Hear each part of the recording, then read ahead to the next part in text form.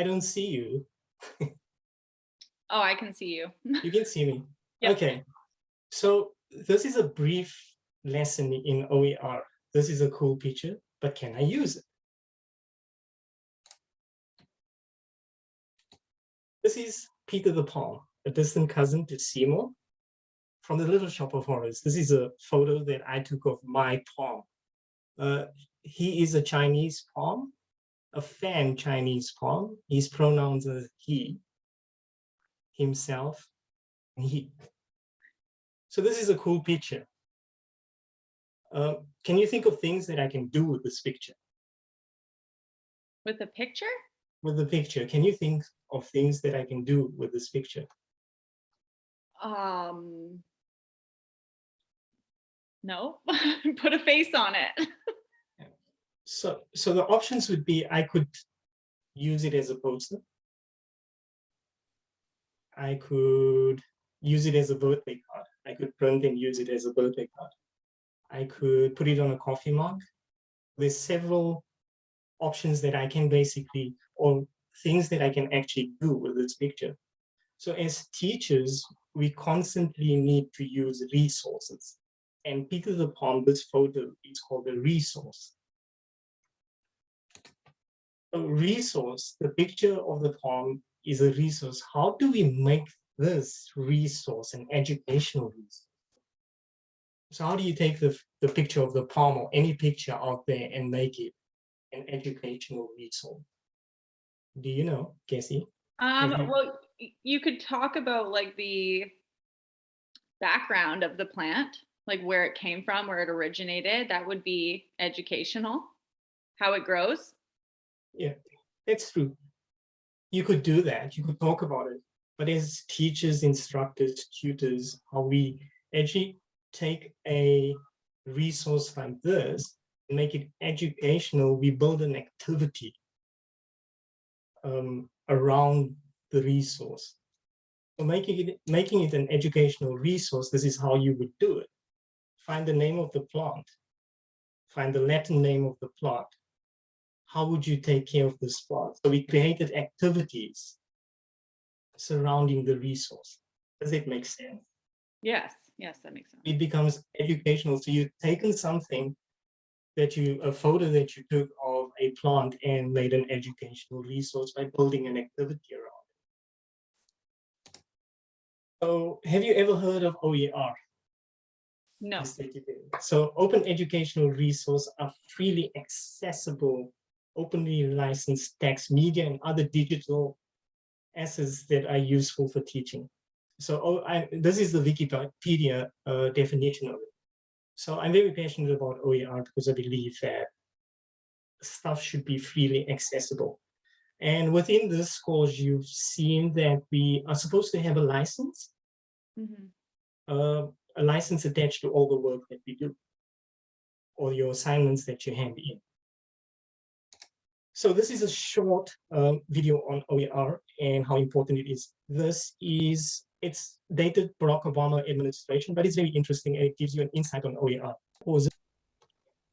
Oh, did I pause it? Education is vital. It enriches our lives, sustains our communities, and helps us grow into the future. At least, that's the idea. Truth is, education as we know it is failing millions around the world. Take Tando, for example. He's a bright kid with big dreams, but the education he's getting is holding him back. You see, Tando's school can't afford the latest learning materials, so he has to work with textbooks that are completely outdated. To make matters worse, Tando's teacher is also left using outdated information, often without even realizing it. And even if he manages to overcome this and gets into college, the cost of all the lessons, books, and notes he needs will land Tando in a pile of debt. It's not just Tando.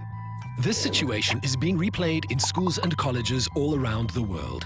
So much for education for all. So how can we fix things? The answer lies in open education. Open education is a global movement that aims to bring quality education to teachers and students everywhere. The basic idea is to put top-notch learning materials on the web that anyone can access for free. You see, unlike it, so they're never out of date.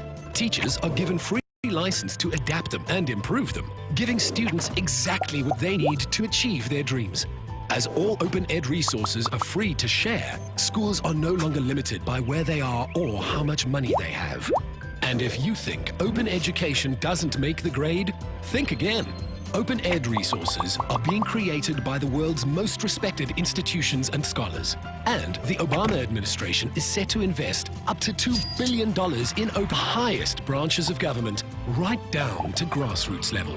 Open education is changing lives. Cation to learn more. So what did you think about it? That is so interesting. I've actually never heard of that before, but it makes so much sense. Yeah.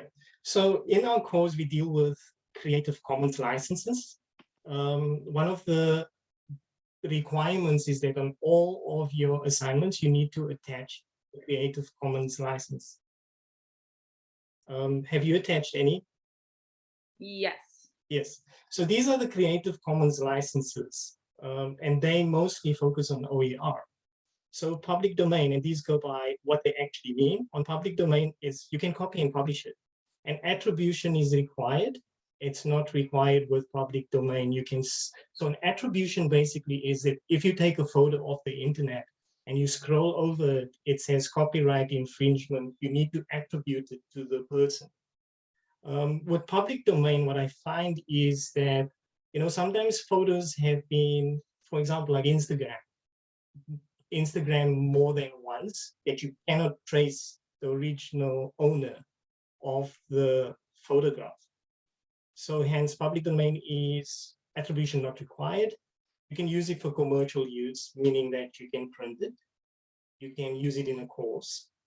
You can modify and adapt it, and you can change the licensing, meaning that you can change it to any other licensing.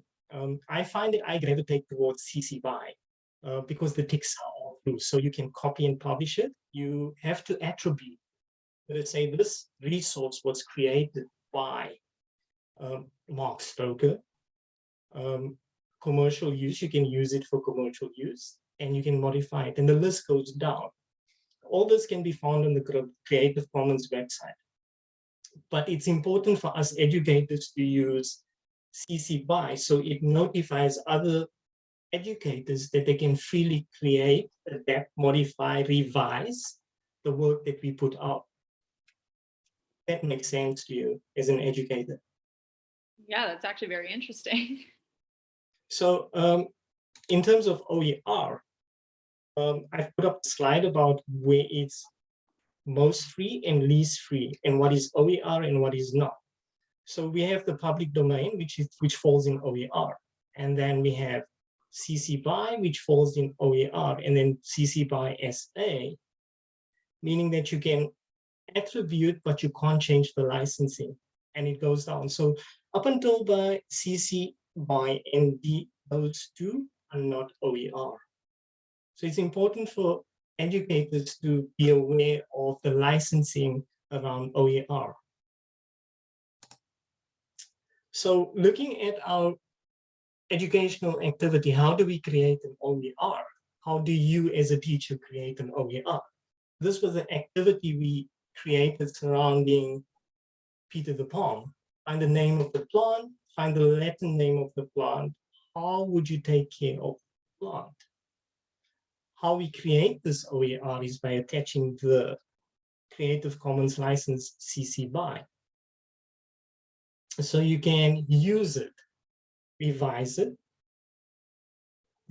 and basically let other teachers know that you revised it, you reused it, and they'll be able to use it freely without copyright. So if you look at copyright and you look at, okay, this is a picture, I can use it on an assignment, but if I use it in a course and there are 3,000 paying students, the original owner of that picture would need the copyright royalty on that picture.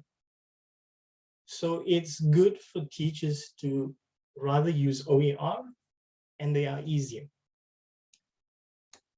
So how do we revise an OER? So this is a revised OER. Think of a story where the plant is the main character. Tell one another the stories you thought of, discuss the character. But notice it still has the Creative Commons license. And that's my presentation. Thank you. The plant picture was taken by myself, and the rest of my references can be found on creativecommons.com. Thank you.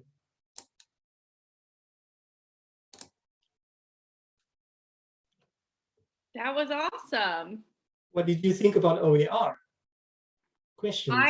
I honestly, I didn't even put that into perspective that it was a thing. And you explained it so clearly. Yeah. Like for someone who's never heard of it, I actually completely understood the differences in, you know, the licenses and all of that. I think that was laid out awesome. That was a really good job.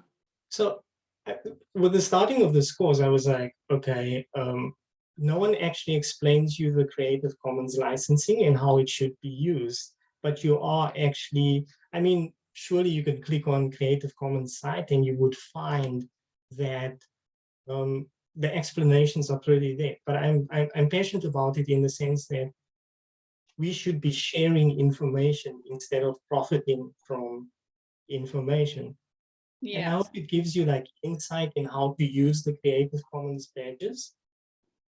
And know that whenever you're creating something that is totally yours, that you basically give teachers, instructors, tutors permission to use your work, you know, because we should be sharing it.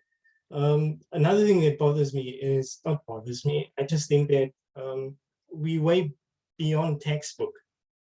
Yeah. And we should not feel that anything that is on the internet that we can basically use, because the Burns Convention states that I, as an artist, I play piano and I put my stuff on the web, states that anything that I put out there is copyrighted. I have no, someone else does not have the right to use my stuff that I put out there. So we should constantly be aware of it. Okay, I'm going to stop the recording right now.